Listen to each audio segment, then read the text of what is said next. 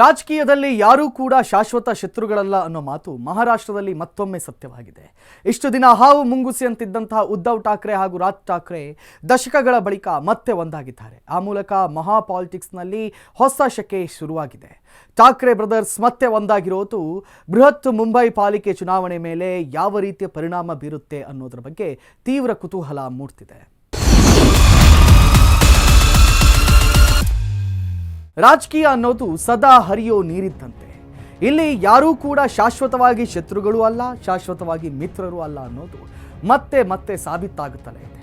ಅಧಿಕಾರ ಸಿಗುತ್ತೆ ಅಂತಾದರೆ ಇಲ್ಲಿ ಎಂತಹ ಶತ್ರುತ್ವವನ್ನು ಕೂಡ ಮರೀತಾರೆ ಅನ್ನೋದಕ್ಕೆ ಈಗಾಗಲೇ ಹಲವು ಉದಾಹರಣೆಗಳನ್ನು ನಾವು ನೋಡಿದ್ದೀವಿ. ಈಗ ಪಕ್ಕದ ಮಹಾರಾಷ್ಟ್ರದಲ್ಲೂ ಕೂಡ ಅಂತಹದೇ ಒಂದು ಬೆಳವಣಿಗೆ ನಡೀತಾ ಇದೆ. ದಶಕಗಳಿಂದ ಹಾವು ಮುಂಗುಸಿ ಎಂಬಂತಿದ್ದಂಥ ಸಹೋದರರು ಚುನಾವಣೆಗೋಸ್ಕರ ಈಗ ಮತ್ತೆ ಒಂದಾಗಿದ್ದಾರೆ.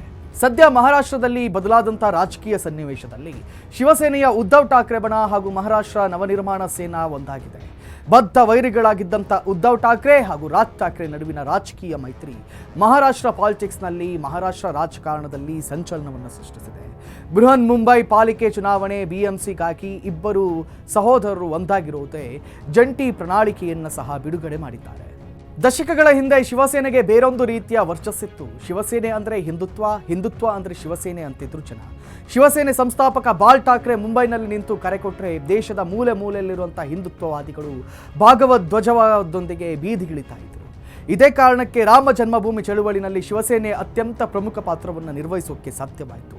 ಹಿಂದುತ್ವವಾದ ಶಿವಸೇನೆಯ ಹಲವು ದೌರ್ಬಲ್ಯಗಳನ್ನು ಮುಚ್ಚಿ ಹಾಕಿದ್ದು ಕೂಡ ಸುಳ್ಳಲ್ಲ. ಆದರೆ ಈಗ ಕಾಲ ಬದಲಾಗಿದೆ. ಶಿವಸೇನೆ ಒಡೆದು ಹೋಗಿದ್ದು ಅದರ ಎರಡೂ ಬಣಗಳು ಪರಸ್ಪರ ಬದ್ಧ ವೈರಿಗಳಂತೆ ವರ್ತಿಸ್ತಾ ಇವೆ.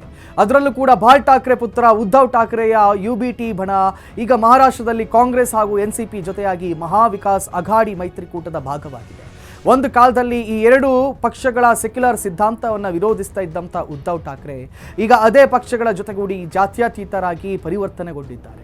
ಈಗ ಉದ್ಧವ್ ಠಾಕ್ರೆ BJP ಹಾಗೂ ಶಿವಸೇನೆಯಿಂದ ಸಿಡಿದು ಹೋದಂಥ ಶಿಂದೆ ಬಣದ ಹಿಂದುತ್ವವಾದವನ್ನು ಹೆಚ್ಚಾಗಿ ಟೀಕಿಸ್ತಾರೆ. ಈಗ ಉದ್ಧವ್ ಠಾಕ್ರೆ ಬಣ ಕಾಂಗ್ರೆಸ್ ಜೊತೆಗಿನ ಮೈತ್ರಿಕೂಟದಲ್ಲಿರೋದ್ರಿಂದ ಉದ್ಧವ್ ಠಾಕ್ರೆಯ ಶಿವಸೇನೆ ಹಿಂದುತ್ವವಾದವನ್ನು ಮರ್ತಿದೆ ಅನ್ನೋ ಆರೋಪಗಳಿವೆ. ಆದರೆ ಉದ್ಧವ್ ಠಾಕ್ರೆಯ ಶಿವಸೇನೆ ಬಣ ಈಗಲೂ ತಾನು ಹಿಂದುತ್ವದ ಪ್ರತಿಪಾದಕ ಅಂತ ಹೇಳಿಕೊಳ್ತಾನೆ ಬರ್ತಾ ಇದೆ. ಅತ್ತ BJP ಜೊತೆಗಿರುವಂಥ ಏಕನಾಥ್ ಶಿಂದೆಯ ಶಿವಸೇನೆ ಬಣ ತಮ್ಮದೇ ನೈಜವಾದ ಶಿವಸೇನೆ, ನಾವೇ ನಿಜವಾದ ಹಿಂದುತ್ವದ ರಕ್ಷಕರು ಅಂತ ಕೂಡ ಹೇಳ್ಕೊಳ್ತಾ ಇದೆ. ಹಾಗಾಗಿ ಮಹಾರಾಷ್ಟ್ರದಲ್ಲಿ ಹಿಂದುತ್ವದ ರಕ್ಷಕರು ಯಾರು ಅನ್ನೋ ವಿಚಾರ ನಡುವೆ ಈ ಮಹತ್ವದ ಬೆಳವಣಿಗೆ ನಡೆದಿದೆ. ದಶಕಗಳಿಂದ ಹಾವು ಮುಂಗುಸಿ ಅಂತಿದ್ದಂಥ ಉದ್ಧವ್ ಠಾಕ್ರೆ ಹಾಗೂ ರಾಜ್ ಠಾಕ್ರೆ ಮತ್ತೆ ಒಂದಾಗಿದ್ದಾರೆ. ಇದೇ ಜನವರಿ 15ರಂದು ಬೃಹನ್ ಮುಂಬೈ ಪಾಲಿಕೆಯ ಚುನಾವಣೆ ನಡೆಯಲಿದೆ. ಇದಕ್ಕೆ ಪೂರ್ವಭಾವಿಯಾಗಿ ಒಡಕುಂಟಾಗಿದ್ದಂಥ ಠಾಕ್ರೆ ಕುಟುಂಬದ ಮತ್ತೆ ಒಮ್ಮತ ಮೂಡಿದೆ. ದಶಕಗಳ ವೈರತ್ವವನ್ನು ಮರೆತು ಉದ್ಧವ್ ಠಾಕ್ರೆ ಹಾಗೂ ರಾಜ್ ಠಾಕ್ರೆ ಮತ್ತೆ ಒಂದಾಗಿದ್ದಾರೆ. ಮುಂಬೈನಲ್ಲಿ ಮರಾಠಿ ಭಾಷಿಕ ಮತದಾರರು ಹೆಚ್ಚಾಗಿರೋ ಕಾರಣಕ್ಕೆ ಈ ಬದಲಾವಣೆ ಮುಂಬೈ ಪಾಲಿಕೆ ಚುನಾವಣೆ ಮೇಲೆ ದೊಡ್ಡ ಪರಿಣಾಮ ಬೀರುತ್ತೆ ಅಂತಲೇ ವಿಶ್ಲೇಷಿಸಲಾಗ್ತಾ ಇದೆ. ಠಾಕ್ರೆ ಬ್ರದರ್ಸ್ ಒಟ್ಟಾಗಿರೋದ್ರಿಂದ ಇಬ್ಬರ ಮೈತ್ರಿ ದೊಡ್ಡ ಮಟ್ಟದಲ್ಲಿ ಮರಾಠಿ ಮತದಾರರನ್ನ ಸೆಳೆಯಬಹುದು ಅಂತ ಹೇಳಲಾಗ್ತಿದೆ. ಈ ಬೆಳವಣಿಗೆ ಅತ್ತ ಮಹಾರಾಷ್ಟ್ರ BJP ಪಾಲಿಗೆ ಒಳ್ಳೆಯ ಬೆಳವಣಿಗೆಯ ರೀತಿಯಲ್ಲಿ ಗೋಚರಿಸುತ್ತಿಲ್ಲ. ಸದ್ಯ ದೇವೇಂದ್ರ ಫಡ್ನವೀಸ್ ನೇತೃತ್ವದಲ್ಲಿ ಮಹಾರಾಷ್ಟ್ರದಲ್ಲಿ BJP ಪ್ರಬಲವಾಗಿ ಬೆಳೀತಿದೆ. ಮಹಾರಾಷ್ಟ್ರ ವಿಧಾನಸಭೆಯಲ್ಲಿ 288 ಸ್ಥಾನಗಳಿದ್ದು ಬಹುಮತಕ್ಕೆ 145 ಸ್ಥಾನ ಅಗತ್ಯವಿದೆ.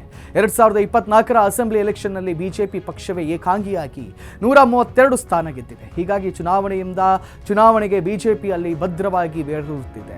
ಅತ್ತ ಶಿವಸೇನೆಯ ಇಬ್ಬಾಗವಾಗಿದ್ದು ಏಕನಾಥ ಶಿಂದೆ ನೇತೃತ್ವದಲ್ಲಿ ಶಿವಸೇನೆಯು ಬಹುದೊಡ್ಡ ಭಾಗ BJP ಜೊತೆಗಿದೆ. ಶಿವಸೇನೆ ಇಬ್ಬಾಗವಾಗಿದ್ದರಿಂದ ಜೊತೆಗೆ ಠಾಕ್ರೆ ಸಹೋದರರಲ್ಲಿ ಕೂಡ ಮುನಿಸಿದ್ದ ಕಾರಣಕ್ಕೆ ಇಷ್ಟು ದಿನ ಚುನಾವಣೆಯಾಗುವ ಮರಾಠಿ ಮತಗಳು, ಚಲಾವಣೆಯಾಗುವಂಥ ಮರಾಠಿ ಮತಗಳು ಕೂಡ ಒಡೆದು ಹೋಗ್ತಾ ಇತ್ತು. ಇದು BJP ಹಾಗೂ ಏಕನಾಥ್ ಶಿಂದೆಯ ಶಿವಸೇನೆಯ ಪಾಲಿಗೆ ವರದಾನವಾಗಿ ಪರಿಣಮಿಸಿತ್ತು.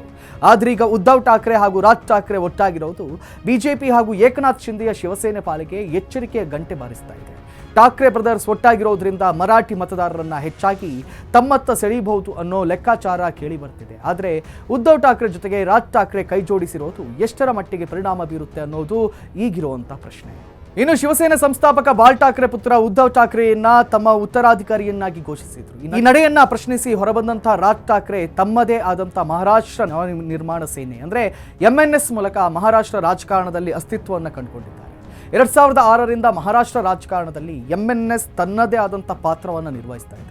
ಉತ್ತರ ಭಾರತ ವಿರೋಧಿ ನಿಲುವು, MNS ರಾಜಕೀಯ ಐಡೆಂಟಿಟಿ, MNS ಸಂವಿಧಾನವೇ ಹೇಳೋ ಹಾಗೆ ಪಕ್ಷದ ಸಿದ್ಧಾಂತ ಮರಾಠಿ ಮಾನಸ್ ಅಂದರೆ ಮರಾಠಿ ಅಸ್ಮಿತೆಗಾಗಿ ಕೆಲಸ ಮಾಡುತ್ತೆ.